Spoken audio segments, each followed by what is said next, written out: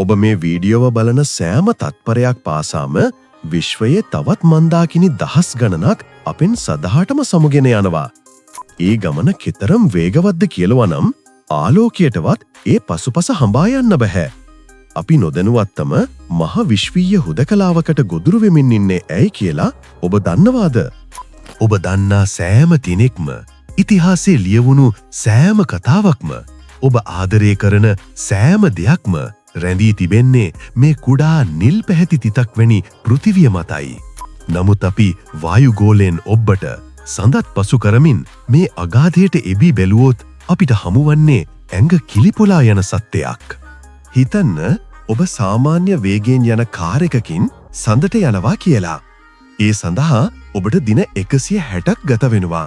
නමුත් ඒක ආරම්භයක් විතරයි. සූර්යාගේ සිට පෘථිවියට එන ආලෝකයට පවා මිනිත්තු 8කට වඩා ගත වෙනවා නම් සාමාන්‍ය ගුවන් යානයකින් සූර්යා වෙත යාමට ඔබට වසර 19ක් ගත වේවි. සූර්ය ග්‍රහ මණ්ඩලයේ කෙළවරට ගියොත් අපට හමුවන්නේ Voyager 1 යානයයි. වසර 40කට වඩා වැඩි කාලයක් තිස්සේ මේ යානය තත්පරයට කිලෝමීටර් 17ක වේගයෙන් විශ්වය හරහා ගමන් කරනවා. නමුත් අදට එය අපේ සූර්ය ග්‍රහ මණ්ඩලයේ සීමාවටවත් ළඟා වී නැහැ. අපට ආසන්නතම තාරකාව වන ඇල්ෆා සෙන්චුරි වෙත යාමට Voyager යානයට වසර 70000ක් ගත වේවි. හිතන්න අපේ මුළු ශිෂ්ටාචාරයම අවසන් වුණත් ඒ යානය තවමත් ගමනේ අඩක්වත් ගොස් නොතිබෙන්නට පුරුවන්. අපේ ක්ෂීරපතිය කියන්නේ තරු බිලියන ගණනක එකතුවක්. මේ අතිවිශාල මන්දාකිනිය මැද මිනිසාගේ බලපෑම කොතරම්ද? අපි අභ්‍යවකාශයට මුදාහැරි රේඩියෝ සහ රූපවාහිනී සංඥා ගමන් කර ඇත්තේ ආලෝක වර්ෂ 100ක් වැනි ඊටාම කුඩා වපසරියක පමණයි. අපි ඒට කියන්නේ හියුමන් රේඩියෝ බබල් එක කියලා.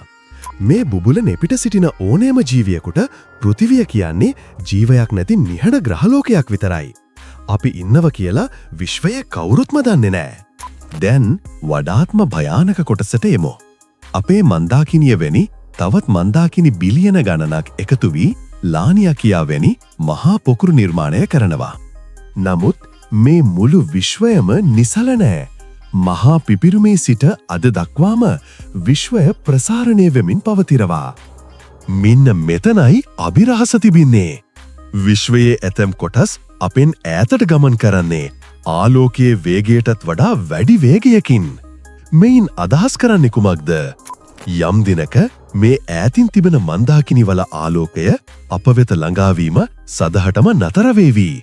ඒවා ආලෝකයට වඩා වේගින් අපෙන් ඈතට යන නිසා ඒවයින් එන ආලෝකය අපට කිසිදා හසු කරගන්න බෑ. අපට පිළෙන මේ විශ්වය කියන්නේ සමස්ත විශ්වයෙන් ඊටම කුඩා කොටසක් පමණයි. අපට කිසිදා දැකගත නොහැකි, කිසිදා ළඟා විය නොහැකි ලෝක දහස් ගණනක් අඳුරේ අතුරුදහන් වෙමින් පවතිනවා. විශ්වය ප්‍රසාරණය වන සෑම තත්පරයක් පාසාම අපේ අසල්වැසි මන්දාකිනි අපින් සදාටම සමුගනමින් සිටිනවා. ඔබ හිතනවද මිනිසාට කවදා හෝ මේ රහස විසඳන්න පුරුවන් වෙයි කියලා?